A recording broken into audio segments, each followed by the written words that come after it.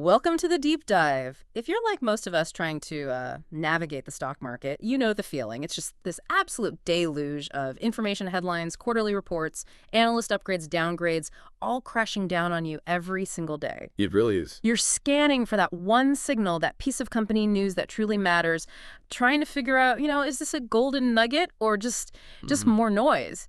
As a savvy investor, how do you cut through that relentless cascade of data? Well, it's more than just a challenge. It's almost like an active battlefield for your attention. The sheer volume of financial news can be paralyzing, honestly. It leads to this information overload that just obscures the truly vital signals. Yeah. Without a clear framework, you can easily get swept away by the day-to-day fluctuations, chasing, sensational headlines that often lead nowhere productive. That's a critical point, and it sets the stage perfectly for what we're about to explore today. Our mission really is to give you that framework. Think of it maybe as your personal decoder ring, something designed to help you filter, interpret, and understand the crucial signals hidden within all that company news. We're going to dissect the different types of announcements, the updates, the reports that cross your screen, and most importantly, we'll unpack what each one really means for your investment decisions. Exactly. And this deep dive, it isn't about us telling you what to buy or sell. That's not the goal.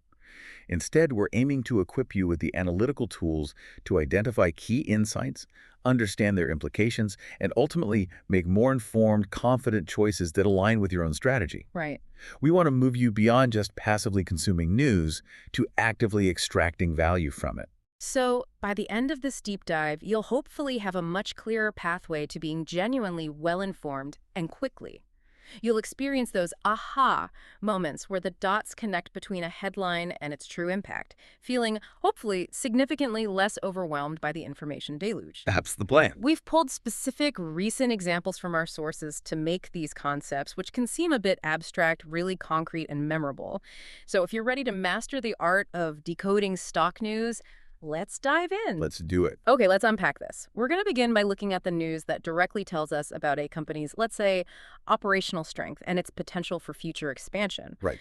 For growth-oriented investors, these are often the most exciting signals. The kind of news that gets the market buzzing. Hashtag 1.1. Sales growth and business updates. Let's kick off with what many consider the most fundamental indicator, sales growth.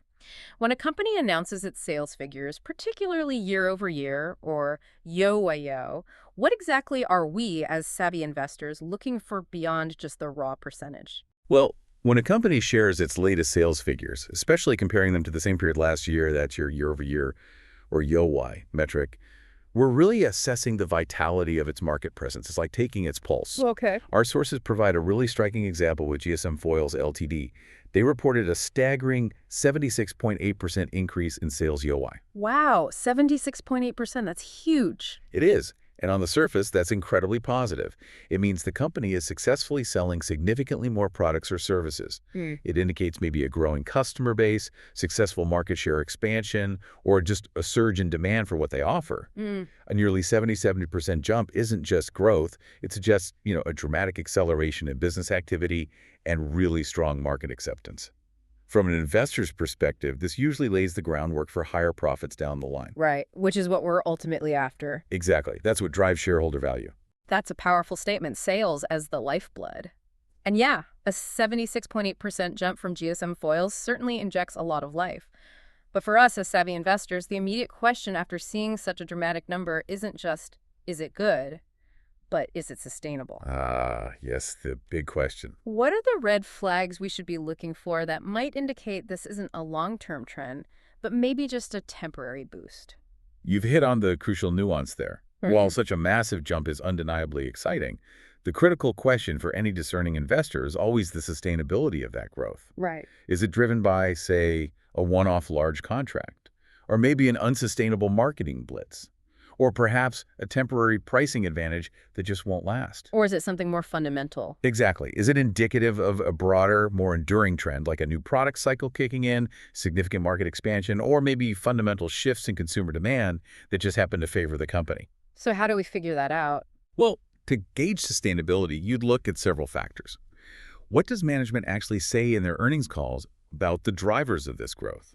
Do they sound convincing? Are industry trends supporting this acceleration? Or is the company kind of an outlier? How does this compare to their historical growth rates? And what about their nearest competitors? Are they seeing similar growth? Okay. See, growth fueled by genuinely innovative products, expanding markets, or robust operational efficiency tends to be more sustainable than growth from, say, just liquidating old inventory at a discount. That makes sense. And our source adds a critical follow-up here. Good to watch or invest if valuation PE is reasonable. Now, that phrase, reasonable PE, always makes me pause because reasonable can be so subjective, can it? Oh, absolutely. How do we objectively define a reasonable PE in this context, especially for companies showing such aggressive growth like GSM Foils? This is paramount. It's how you avoid the trap of buying into hype without considering the actual value you're getting. The price to earnings, or PE ratio, is a common valuation metric. It essentially tells you how much investors are willing to pay today for each dollar of a company's past or sometimes projected earnings. Right. Now, for a rapidly growing company like GSM Foils, the market often gets very excited, and it prices in maybe a decade or more of future growth, leading to a very high PE ratio, sometimes 50x, 100x, or even more. So what is reasonable then? Well, what constitutes reasonable is highly relative. It depends heavily on the industry, the company's stage, its growth prospects. For a mature utility company, maybe a PE of 15 is reasonable, stable, but slow growth. Okay. For a rapidly growing tech startup, maybe a PE of 50 might be justifiable if its growth trajectory and market opportunity are truly exceptional and sustainable. But not always. Definitely not. A PE of 100 for a company with slowing growth or a less disruptive business model. That's usually a major red flag. It suggests significant overvaluation. So how do we assess reasonableness then? What's the process? You need to compare. Compare the company's current PE to its industry peers. What are similar companies trading at? Compare it to its own historical PE range. Is it unusually high right now? And critically, compare it to its projected earnings growth rate. Ah, the PEG ratio. Exactly. The PEG ratio, which is the PE ratio divided by the projected annual earnings growth rate, can offer a more holistic view, especially for growth stocks. And what's a good PEG number? Generally, a PEG ratio around 1 or perhaps less is often considered attractive. It suggests that the stock's price is reasonable relative to its growth potential. So back to GSM Foils. 76.8% sales growth sounds amazing. It does. But if it's trading at a PE of, say, 200, its PEG ratio would be well over 2. That implies its current valuation already assumes future growth, far exceeding what's likely sustainable. Making it a very risky bet, even with the good news. Precisely. You're ensuring you're not paying an exorbitant price for even genuinely good news. Value still matters. Hashtag tag 1.2. Expansion plans. Okay, moving beyond just sales numbers. Sometimes a company signals its growth in a more tangible, physical way through expansion plans. What should we be looking for when news breaks about a company growing its physical footprint? Right. This type of news is about a company's intentions to grow its physical or operational footprint. Our source points to Magazine Retail announcing it's opening new stores. Okay, retail expansion. Pretty straightforward. For a retail company, yeah, it's pretty direct. New stores translate almost directly to more points of sale, increased capacity, and potential new revenue streams.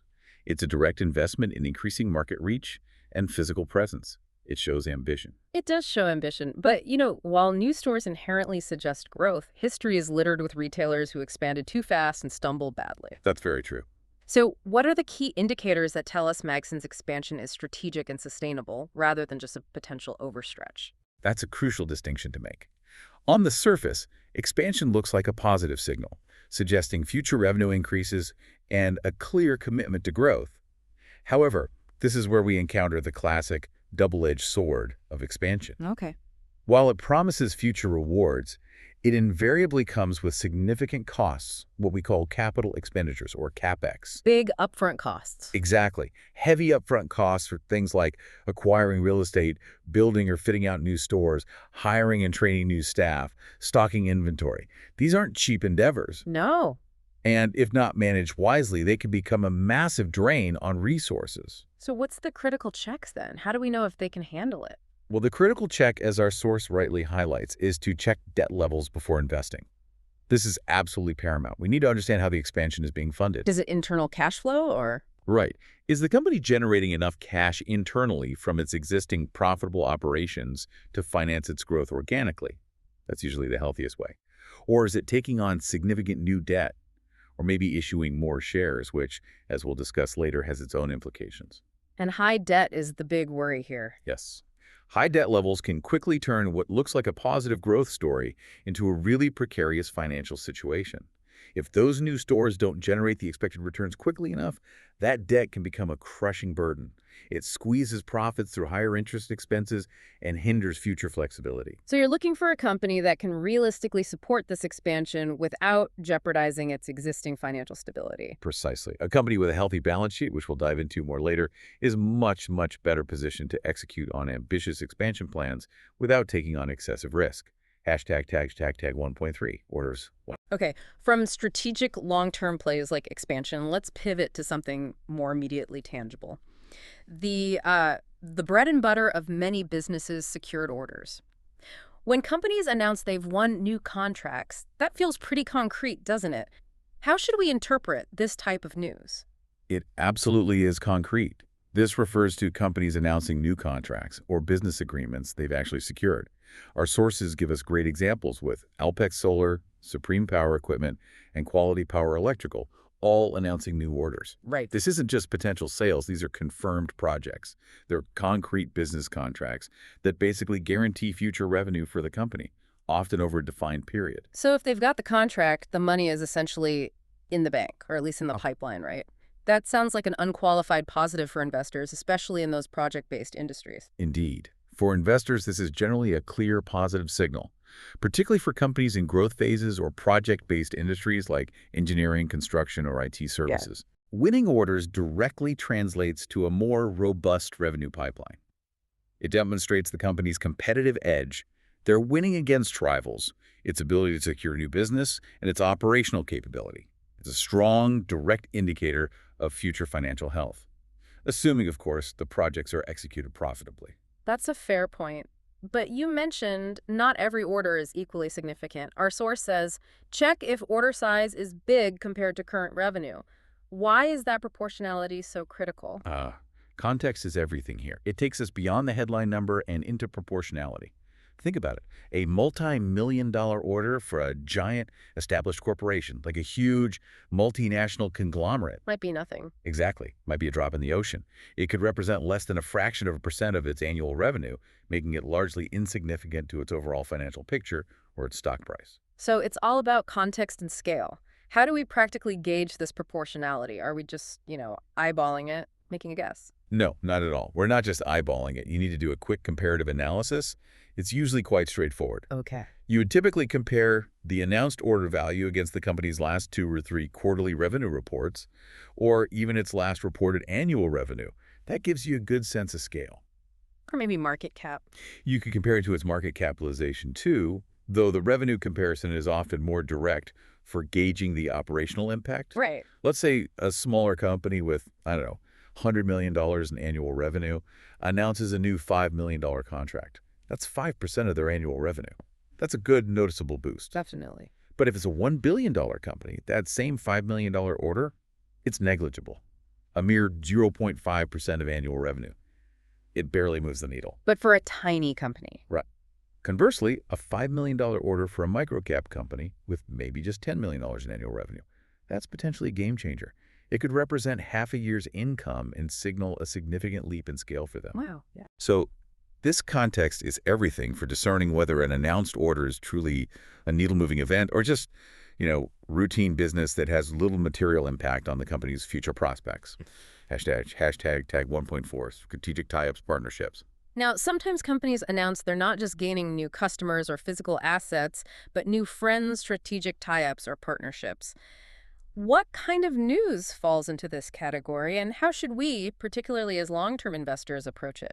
Right. This covers announcements about collaborations, joint ventures, maybe technological integrations with other entities. The example from our source, Kane's Technology integrating an ARAI wearables team, is a perfect illustration. ARAI wearables. Sounds very future-focused. Exactly. This isn't about selling more widgets today. It's about positioning for the future. It's about building long-term competitive advantages. So this is definitely more of a longer-term play then, not something that's going to impact the next quarterly report necessarily. And how does such a partnership actually give a company a competitive advantage?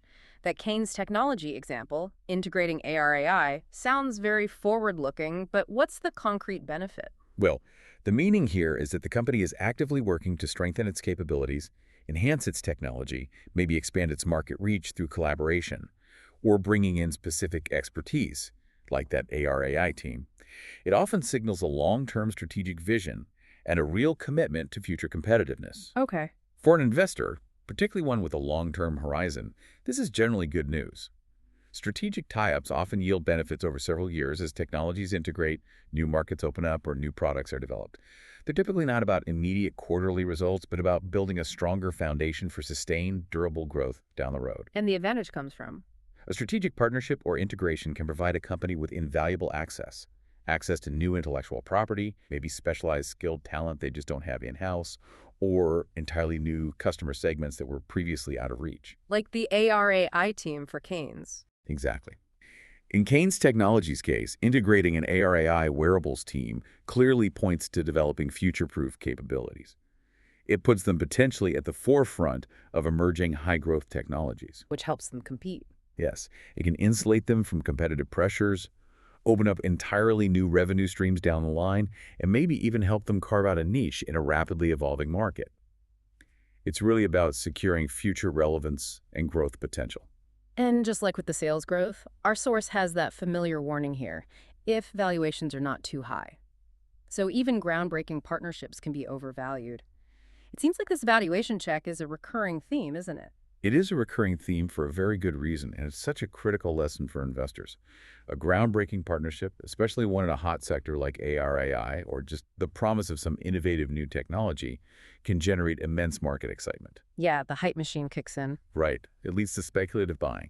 This means the market might already be factoring in all the potential future benefits, and maybe then some, into the current stock price. So you're paying for the future already. Potentially, yes. If the stock is trading at an exorbitant valuation based purely on future potential, even genuinely great news needs to be assessed against the price you pay for it. The real value for investors often comes from identifying strong companies before their entire future potential is already priced in, not buying into the peak of the hype cycle after all the good news has already inflated the price. So back to basics. Compare PE, maybe price to sales for some tech firms. Exactly. Compare it to industry averages, understand the risk associated with paying a premium for future, still unproven, growth. It always comes back to whether the price makes sense given the fundamentals and realistic prospects. All right, we've covered growth and expansion, which is often the exciting part of a company's story. But what about the bedrock? Its financial stability. The foundation. This is where we shift our focus to how solid a company truly is and how it's funding its operations and growth. These signals can tell you a lot about potential risks and future solvency, often before they become, front page news. Hashtag tag 2.1. Company ratings and credit updates. First up in this section are company ratings and credit updates. These often sound like something only big institutions or bond investors would worry about.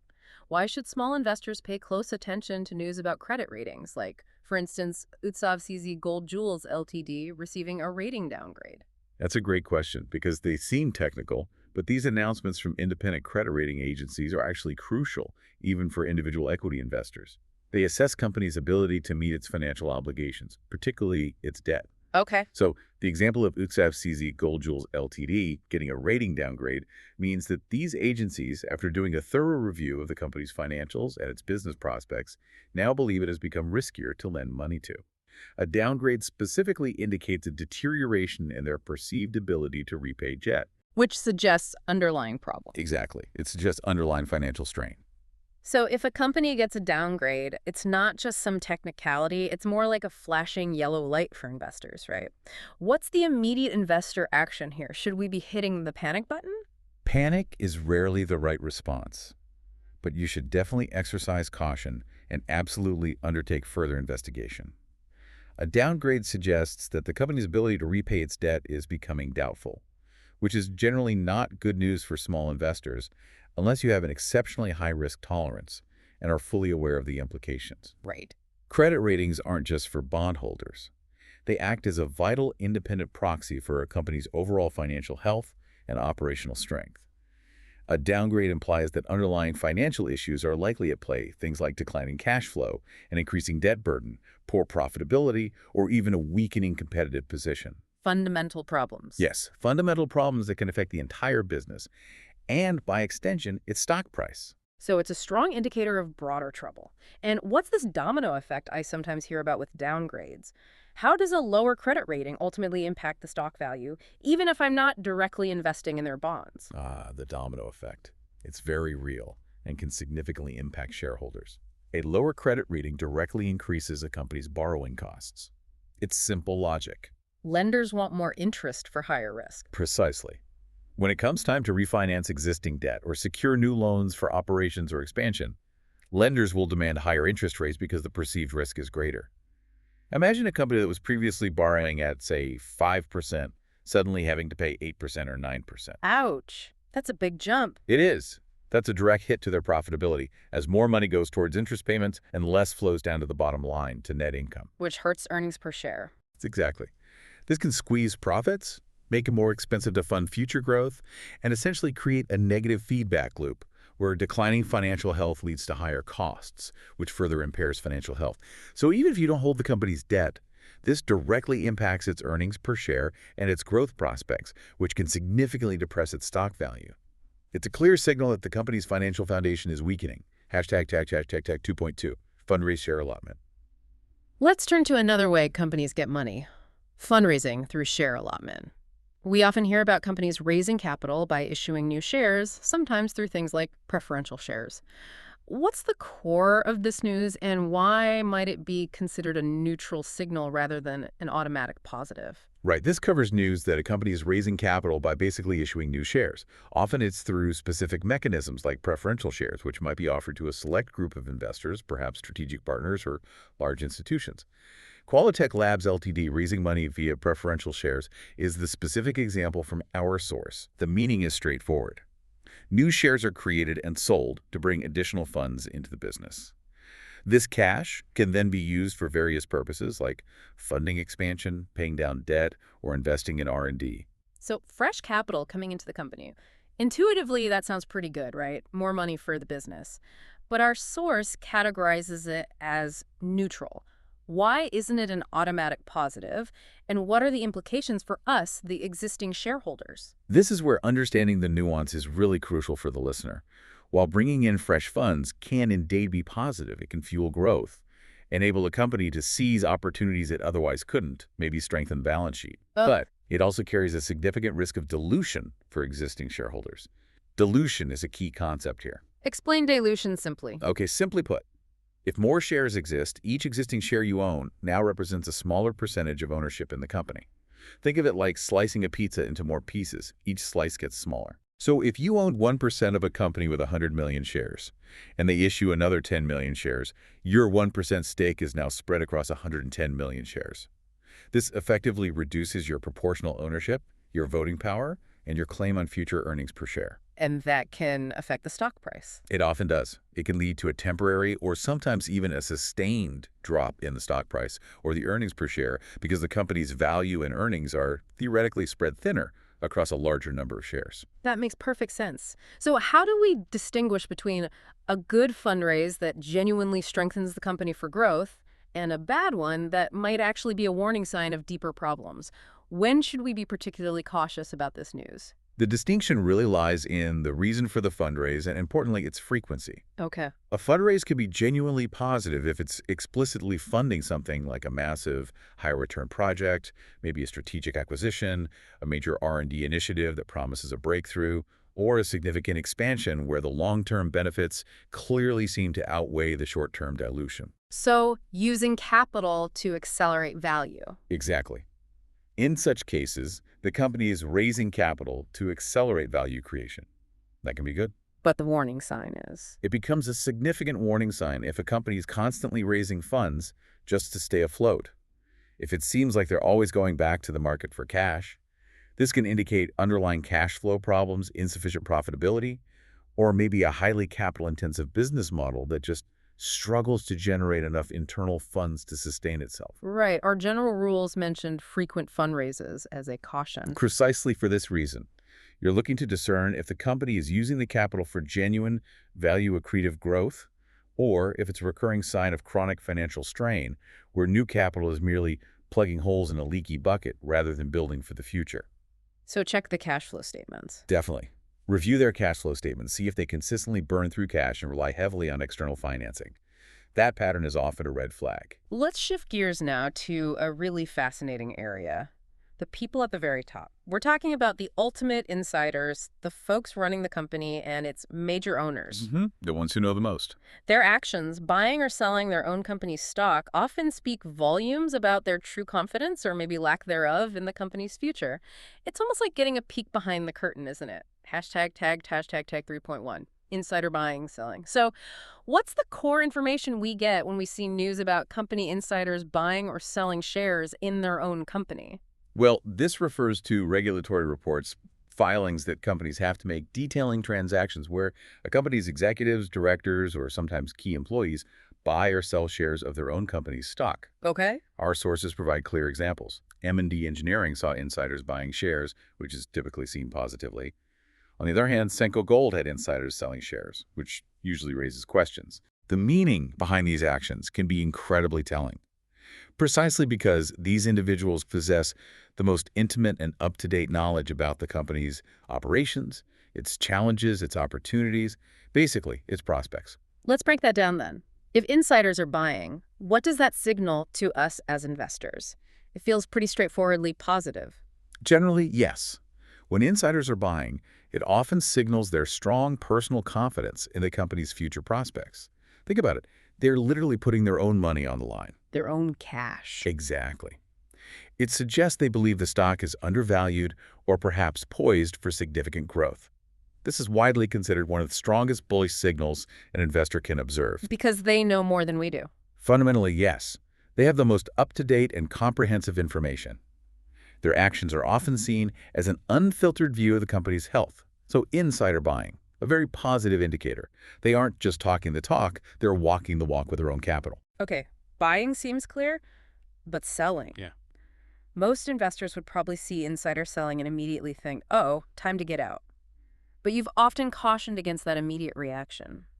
What are some common, legitimate reasons for insiders to sell? That's right. Immediate panic is usually misplaced. Insider selling definitely warrants caution and more investigation, but it's not an automatic red flag. Okay. It can be interpreted in various ways. It might be simple profit booking and executive sells shares after a significant stock price rise just to realize some gains. Perfectly normal. Makes sense. What else? It could also be for perfectly legitimate personal financial planning.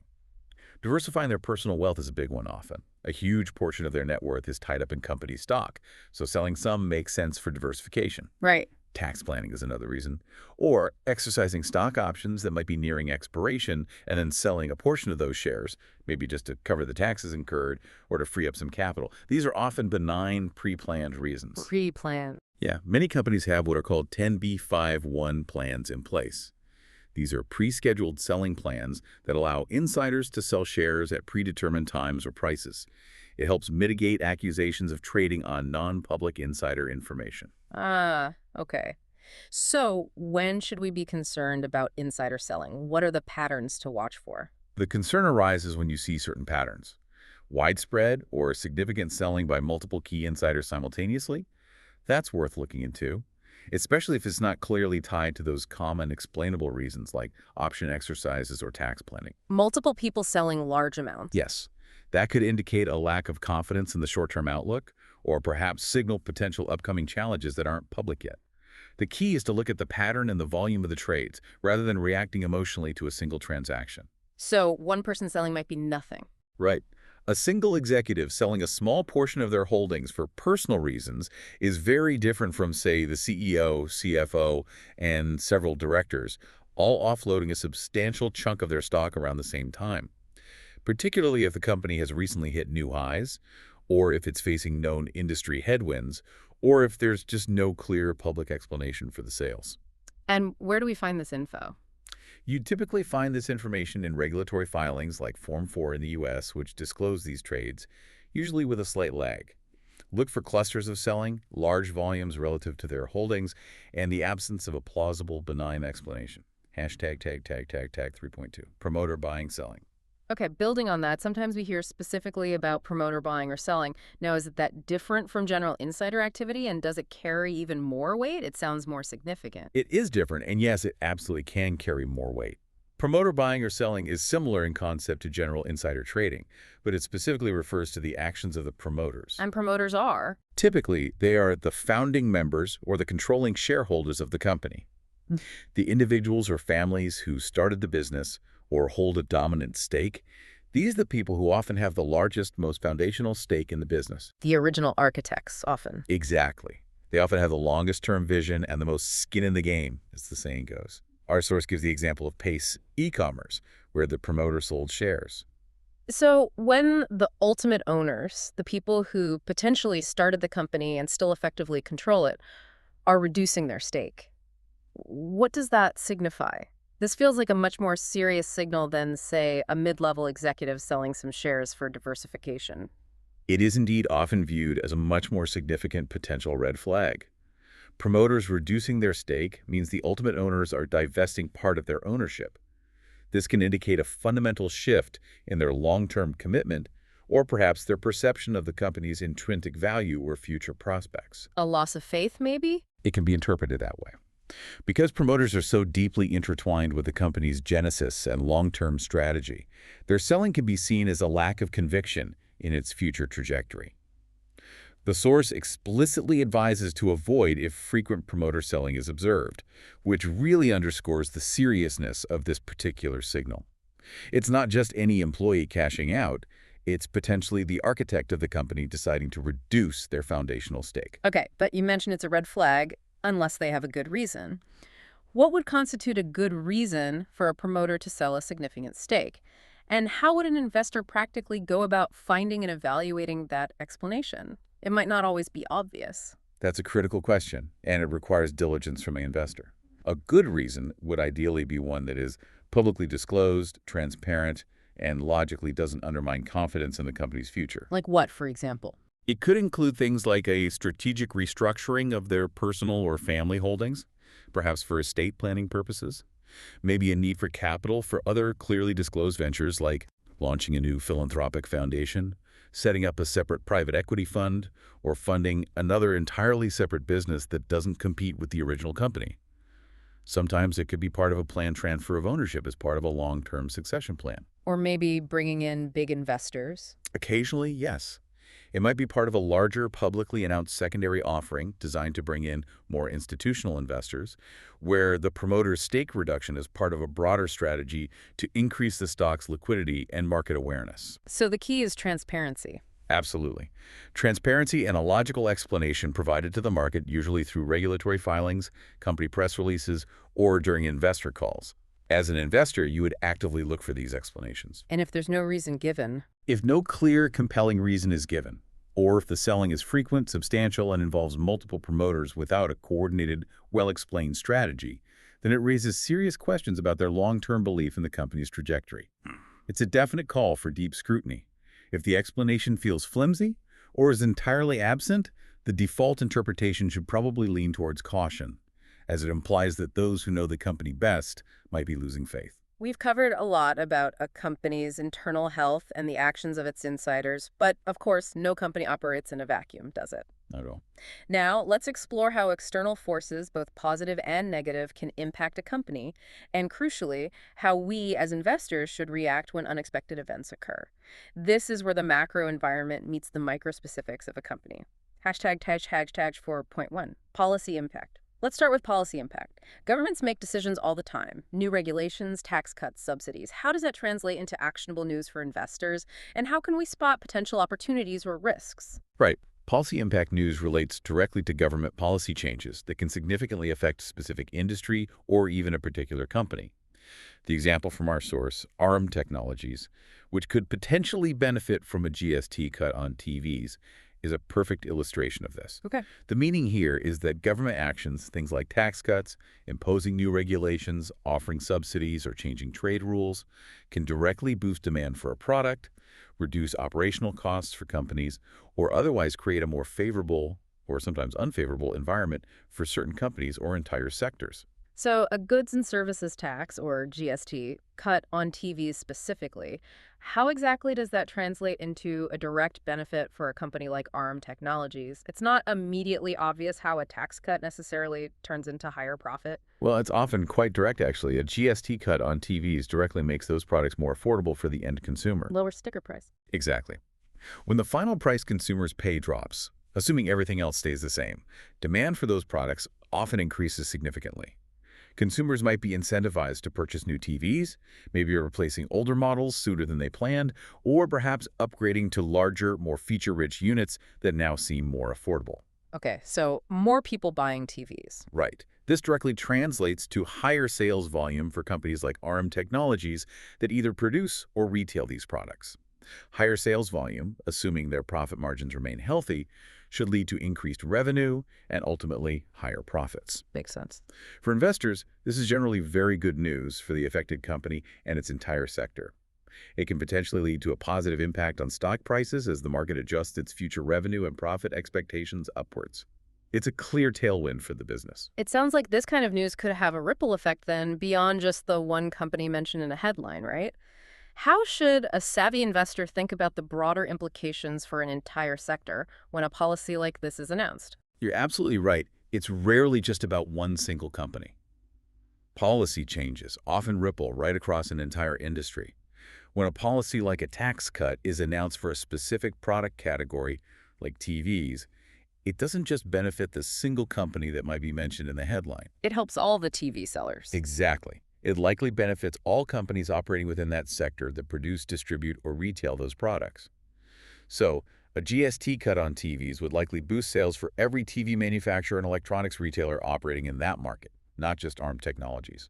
So look beyond the named company. Definitely. A smart investor wouldn't just look at the one company named, but would immediately start considering other potential beneficiaries within the broader sector.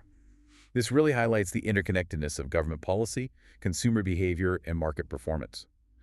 By identifying the entire sector benefiting from a favorable policy, you can then delve deeper into specific companies within that sector, evaluating their individual financial health, market position, and current valuation to find potentially the best investment opportunities. And the reverse is true for negative policies. Absolutely. Conversely, a policy that introduces new taxes, stringent regulations, or maybe environmental restrictions could have a negative sector-wide impact, demanding a similar broad analysis to understand who might be most affected or who might be relatively insulated. Hashtag 4.2. Risk events. Now, for the flip side, risk events. These are the things that suddenly pop up and, make you spill your coffee while checking the morning news, unexpected incidents, challenges, or crises. What kind of incidents are we talking about here, and how should we as investors react without overreacting? Right. Risk events refer to those unexpected incidents or challenges that a company suddenly faces, which could potentially impact its operations, its finances, or its reputation. Our source gives the example of Benares Hotels experiencing a malware incident. Okay, a cyber attack. Exactly. The meaning is clear. Yeah. An unforeseen event that poses a risk. In this case, it was a cyber issue, but the source notes a really crucial detail. It was contained. Contained. That sounds incredibly important. As an investor, seeing news like this, what should my action be? Do I panic sell immediately, or do I watch for updates, as our source advises? And how do I gauge if there's genuinely no major financial impact? That seems key. The advice is definitely to watch for updates first. Don't panic. If there truly turns out to be no major financial impact, a short-term fall in the stock price, driven by initial fear, can often be ignored or even seen as a buying opportunity if you believe in the company's long-term prospects. Okay. But how do we assess that major financial impact? What are we looking for? Assessing the true impact is crucial, and it requires more than just skimming the headline. How do you gauge what constitutes a major financial impact? You'd be looking for several specific red flags in the follow-up news and company statements. Like, was there significant loss of data? Was sensitive customer data or critical proprietary corporate data compromised? That can lead to massive regulatory fines, costly lawsuits, and a severe breach of customer trust that's hard to recover from. Were there prolonged operational shutdowns? Did the incident cause a significant halt to operations impacting sales, production, or service delivery for an extended period? A day's outage is very different from being down for a week or a month. Fines and lawsuits, too. Yes. Yeah. Is the company facing potentially massive fines or legal liabilities? Are regulators investigating? Are class action lawsuits being filed? These can have huge financial consequences. And reputation. Absolutely. Did the incident cause severe reputational damage? Does it severely damage the company's brand image, potentially eroding customer loyalty and impacting future sales for years to come? Think about major data breaches at big credit card companies or social media platforms. The trust hit can be enormous. Just that single word, contained, makes a huge difference in the potential severity, doesn't it? It sounds like it means the company managed to get ahead of it quickly. It absolutely is key. The fact that the malware incident at Benares Hotels was reportedly contained suggests the company likely acted swiftly and effectively to mitigate the damage. This points towards strong internal risk management processes and potentially good cybersecurity protocols. Which limits the fallout. Yes, it significantly limits the potential financial and reputational fallout. A contained incident often means the company resumed normal operations relatively quickly, perhaps data loss was minimal or non-existent, and the impact on customers was limited. Such events might cause a temporary dip in the stock price due to that initial market fear. But if the long-term fundamentals of the business are still sound and the incident truly was contained with minimal lasting impact, the stock often recovers fairly quickly. But what if it wasn't contained? Well, then the discussion shifts dramatically. What if the system was down for weeks? Or what if customer credit card data was stolen en masse and is now being sold on the dark web? A nightmare scenario. Exactly. In that case, you'd be looking intensely at all subsequent company communications, any independent forensic reports that come out, and expert analysis to assess the potential long-term consequences. An uncontained incident could signal fundamental vulnerabilities in the company's systems or management, lead to sustained operational challenges, attract significant regulatory scrutiny and fines, and result in a prolonged decline in investor confidence and consequently the stock value. So the ability to effectively contain such risks really speaks volumes about a company's resilience and its management's competence. Okay, we've dissected a whole range of individual news items. We've looked at company internals, insider moves, external forces. Now, let's try to pull it all together into a more cohesive framework. Maybe a general rule or a set of principles for small investors to guide your overall approach. This is where we consolidate your strategy, moving from just tactical interpretation of news to more strategic thinking about your portfolio. Hashtag 5.1, what to look for. Positive signals recap. Let's start with a quick recap of the positive signals we should be actively looking for. What are the key indicators, the green lights, that suggest a company might be poised for success and worth a closer look for a discerning investor? Okay, the green lights. First and foremost, you should generally look for companies demonstrating rising sales coupled with growing profits. These are really the fundamental indicators of a healthy, growing business. Strong, sustainable sales growth eventually needs to translate into stronger earnings. That's the bedrock of increasing shareholder value over time. It shows market demand is there and that the company is managing its operations effectively. Sales and profits. Got it. What else? Secondly, keep a keen eye out for insider and promoter buying. As we discussed, this is often a powerful vote of confidence from those who know the company best, the executives running the show and the controlling shareholders. When management or the owners put their own money on the line to buy more shares, it speaks volumes about their belief in the company's future prospects and often signals that they view the stock as potentially undervalued. Real skin in the game. And what about those tangible signs of future growth and the underlying financial strength needed to support it? Right. For tangible signs of future growth, look for things like new orders won or clear, strategic expansion plans. These are concrete signs of future revenue streams being secured or strategic investments being made in growth. New orders guarantee income for the foreseeable future, providing a robust revenue pipeline. Expansion plans, whether it's opening new stores, increasing production capacity, or entering new markets, show tangible commitments to increasing the business footprint or securing future income streams. And the foundation for all that. And finally, and this is a critical element we've emphasized throughout, always look for a healthy balance sheet with no big debt issues. This is crucial. It means the company isn't overly burdened by excessive debt, it likely has sufficient cash reserves to weather storms, and its assets generally outweigh its liabilities. Why is that so important? For an investor, this signifies stability. It means resilience against economic downturns or unforeseen challenges, like that malware incident we talked about. And it gives the company the financial capacity for future growth without having to resort to risky borrowing or constantly issuing new shares that dilute existing owners. It's a robust financial foundation upon which all other growth and profitability are built. It gives the company flexibility and significantly reduces its overall risk profile. Hashtag 5.2. What to be cautious with.